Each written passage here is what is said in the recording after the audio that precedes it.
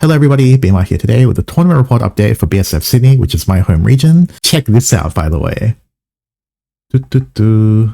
Here are your champions of BSF Sydney, Australia for Shadowverse Evolve. SVEmaster.com. Let's go. Yeah, we managed to come third place with Justin, myself, and Derek Dow. So really happy with this achievement. But we will be going through all of the deck lists for today. In fact, there's not really that much variety because we're all meta slaves and we think we all crack the code. But just for context, this is the only BP04 event where Uma was at full power. There's no other BSF where Uma was at full power, and obviously that affected the meta significantly. So one thing to note is Uma Musume, like, it's a really, really strong deck. It's basically a BP05 deck being played in BP04 format. So of course everyone's running Elephant because that was the previous strongest deck. Uma is clearly one of the best decks after the unrestriction. And then Egghaven is the deck which I thought would be the third most popular deck, mainly because it has a good matchup into Uma Musume in particular. So it's a pretty safe pick given the expected metagame. So third place team, which is my team, so I opted for this Uma list. I think this is extremely strong, especially given that I thought that Egghaven would be fairly popular. So we're running a lot of Storm, so we run 2 copies of the outrunning the encroaching heat, and we also run a lot of recursion with Agnes and also Sakura, so you can constantly swing damage to the face. I think I actually had I think I had 1 streamed mirror match in the top 4 match, which I managed to win. But basically I think Uma Musume is really strong in this particular set, and it's still good in BP05, so you can net deck this if you like. And then for mid-range forest, it's pretty similar to what we've seen, so we do run the Bell Ringer to slightly improve the mirror match. And then apart from that, we're seeing 2 Silver Injustice, so this again is just spot removal, especially important for clearing Agnes Tachyon, which is expected to be pretty strong in this current meta. But apart from that, it's a pretty standard list. And also Justin Mao, he got 3rd place at the World Championships, so a very solid player. And then finally we have Egghaven, piloted by Derek Dow, so he's a very prominent card-fight Vanguard player, and Justin and Derek, the next day, they actually won 1st place at the Tri-Reg, I think. I don't play Vanguard, so obviously I wasn't there, but very happy for them nevertheless. Maybe I was the problem. But basically, this Egghaven list, it's made the rounds a lot. So it's basically the aggro list. You run a lot of 2/2s, and then you just swing at their face repeatedly, and then you finish them off with, you know, Tin Soldier or Explosions or whatever. So we're going to be seeing a lot of this in general. I will mention that for Uma Musume, I pretty much won every game. I think this deck was totally broken. I don't know, a lot of people don't agree, but I think Uma is just totally broken for this. Okay, moving on to the 2nd place. So these guys, we didn't play against them at all during the tournament, but seems like they ran a pretty similar lineup. So they ran Uma Musume. So their list is definitely different from mine. They're running a little bit more tech for the mirror, I think. So you can see that they're running Marizensky, which is very strong against Uma Mirror. But they're not running, like, you know, double encroaching heat, in fact. Yeah, they're just running 1, and they're running 7 centimeters ahead, so they want to be able to win during the late game. Personally, I don't think it's necessary. I think, you know, 7 centimeters doesn't come out that often. I think, like, realistically, you're meant to kill them before that's relevant, and you know, it's sort of like, if you draw it without 20 cards in Cemetery, it's sort of dead. So I don't really like it. That said, it might be more useful during the Dissipation meta, because they mill your cards for you, and then you can recur it anyway, so we'll see.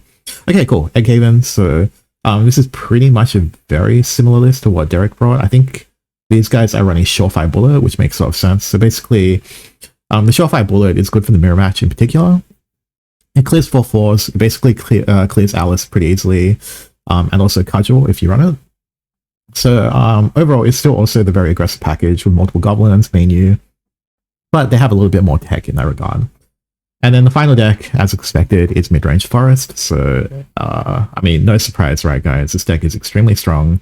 They're not running the same tech that Justin's running, so they're not running like Silver Injustice. They're just running the standard Flower Princess package and Nelsha. So that's kind of their tech choices for the Mid-Range Forest list. So pretty standard. Nothing really to call out apart from that. And then finally, the back-to-back winners of Melbourne and Sydney, I believe. So, we got Vaughn. This time he's running Uma Musume with the more standard package. So let's see what he's running. Running double Marizensky. Interesting. Yep. So he's running 2 Marizensky again, probably just for the mirror match. And it's running 2 Narita Brian. Damn. Okay, so this is actually a fairly heavy curve. It's funny because I don't think any of my games against them went to spa, and it's also interesting because I didn't even run Narrator Brian in my list, but obviously they opted for this because, I mean, technically if you get the spa in the mirror, it's pretty good, and it's not bad against Forest as well. So basically, one of the main things against Forest is if you play it before they can Elephant for 10 mana, then this is really hard to get over. And also, during the late game, if you have 10 mana and they have 10 mana, then basically you drop this and you just hold 2 play points. And this allows you to win the late game against Forest. So I think, like, you know, this tech does make sense. So I would say that this list is tailored to beat Uma Mirror and Mid-Range Forest, but I think it's worse against Egghaven. So okay, moving along to Egghaven again. So he's running spicy tech once again. It's funny because I could have sworn, like, I asked him if this was still, like, worth picking up in the previous deck profile we did, and then he was like, nah, it's not needed anymore. He still runs 2, so... Alright, Matt, alright. But yep, overall, Egghaven, pretty standard list. Like, everyone's running, like, this aggro package in BP04. I mean, BP05, obviously, Epitaph is broken. And then we've got Mid-Range Forest, so again,